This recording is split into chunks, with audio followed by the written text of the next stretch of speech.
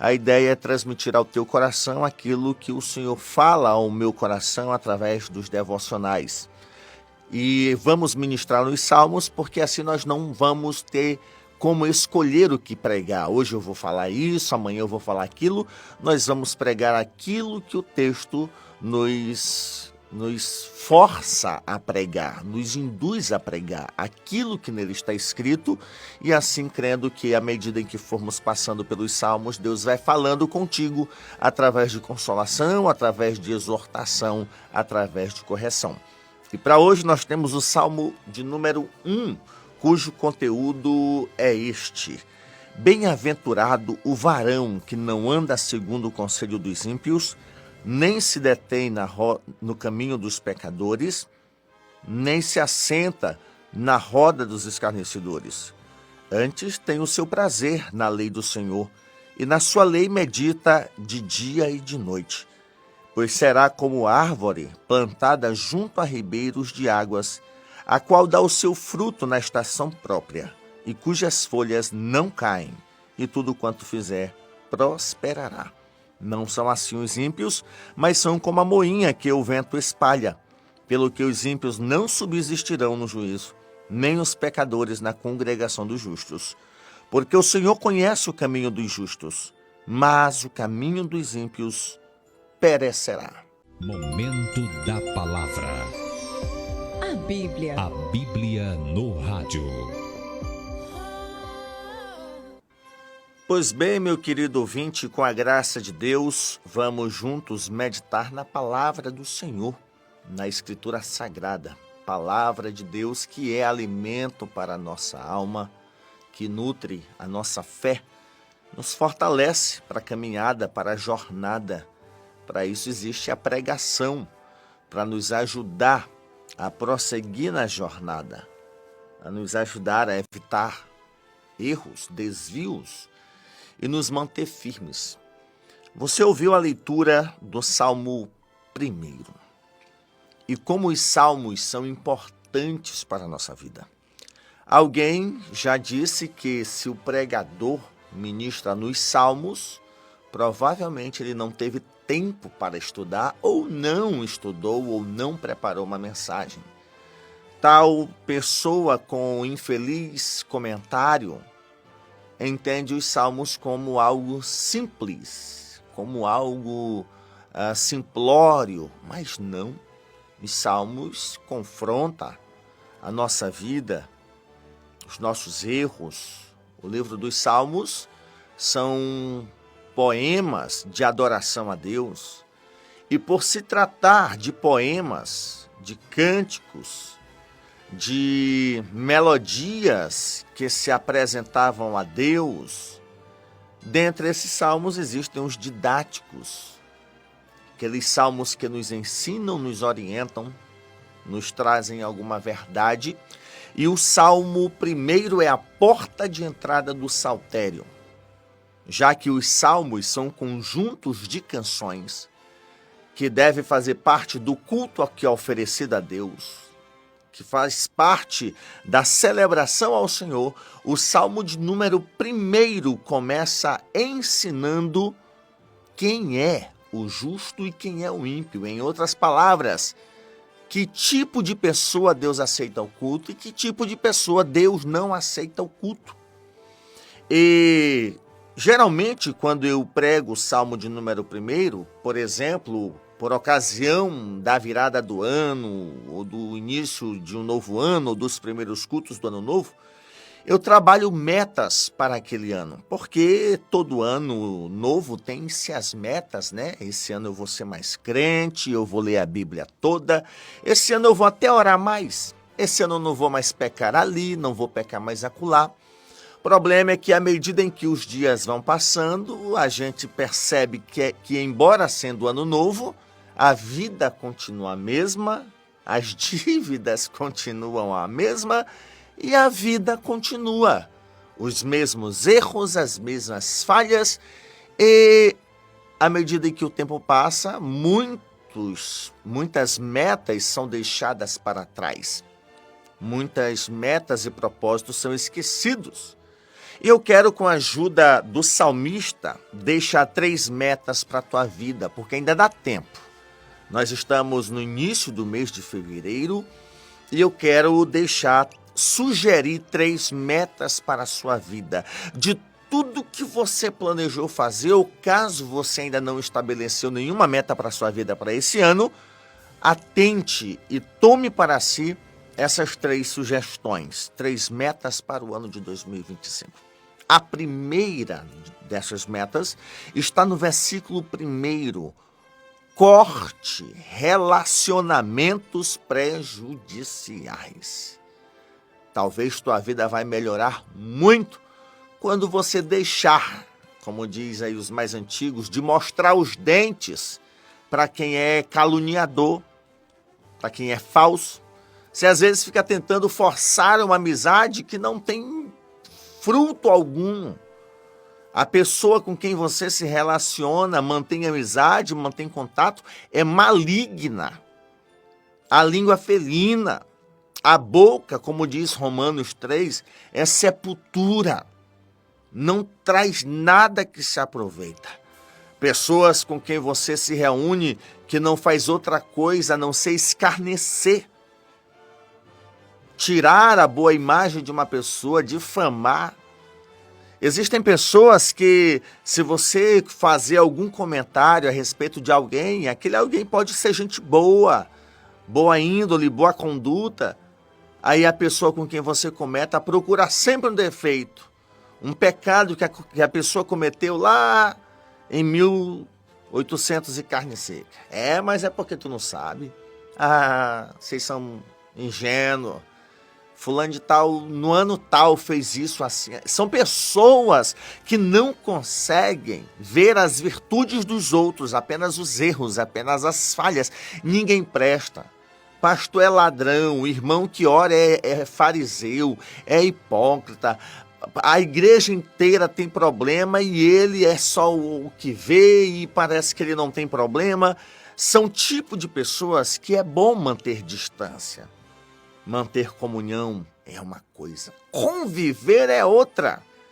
O Senhor nos pede para orar pelos nossos inimigos, mas Ele não nos manda sentar à mesa com os inimigos. Corte relações, porque isso vai trazer felicidade para você. Talvez você vive amargurada por pensar, não, eu sou crente, eu sou servo de Deus, eu não posso ficar sem falar com uma pessoa. Quem foi que disse isso? O livro de Provérbios está cheio de exortações que nos orienta a manter distância de pessoas assim. E aí nós somos orientados pelo versículo de número 1, não ande pelo conselho dessas pessoas. Eu sempre me lembro do conselho do amigo de Aminon. Aminon, filho de Davi, se apaixonou por sua meia-irmã Tamar, adoeceu. E o seu amigo diz, não, rapaz, eu vou te dar uma ideia. Finge que tá doente, já que tu tá com a cara acabada mesmo. Teu pai Davi vem te visitar e tu pede a ele para ele enviar a tua irmã para fazer alguma coisa para tu comer. Ele vai mandar. Quando tua irmã chegar, você faz com ela o que deve fazer. Aminon se reanimou com esse conselho. Sabe qual é o que é pior? O conselho deu certo. Davi veio, visitou Aminon, perguntou o que Aminon precisava e Aminon disse, eu queria que o senhor mandasse minha irmã para fazer aí um lanche, uma merenda para mim. Davi manda a meia-irmã de Aminon, filha dele, Davi. Aminon estupra, violenta sua meia-irmã e depois de sentir o prazer momentâneo, expulsa ela, enoja, não tem mais nenhuma afeição por ela. Foi um conselho que deu certo. Mas esse conselho resultou na morte de Aminon e desgraçou a vida, o relacionamento dos filhos de Davi. Cuidado com certos conselhos, cuidado com certas orientações de pessoas que querem sempre estar na razão. Mantenha distância dessas pessoas. Não se detenha no caminho dessas pessoas. Não pare para ouvi-las. Nós devemos sempre tomar cuidado com um grupo de pessoas conversando. E maior cuidado ainda de não sermos essas pessoas. Se por um lado nós somos orientados a não nos sentar, a não caminhar, a não parar, por outro lado nós devemos evitar ser essas pessoas. Talvez você seja o tipo de pessoa a quem as outras pessoas devem manter distância. Você já parou para pensar nisso? Eu, Jarber, rapaz, eu acho que as pessoas devem manter distância de mim. Porque eu falo assim, falo assado, eu critico aqui, critico acolá. Precisamos entender isso. Corte relacionamentos prejudiciais. Em segundo lugar, se você cortar relacionamentos prejudiciais, você vai fazer valer o seu tempo com Deus. Você não precisa fazer como meta, estabelecer como meta, ler a Bíblia inteira o ano todo. Basta você ter mais tempo para Deus. E você pode fazer isso por meio da meditação da palavra do Senhor. Versículo 2. A pessoa que não se assenta, que não se detém, que não para, que não perde tempo, mantendo relacionamento prejudicial, ela tem o seu prazer na lei do Senhor e na sua lei medita dia e noite. Não pode ficar com mente vazia. Não pode ficar sem ter o que fazer, sem alimentar a sua vida espiritual.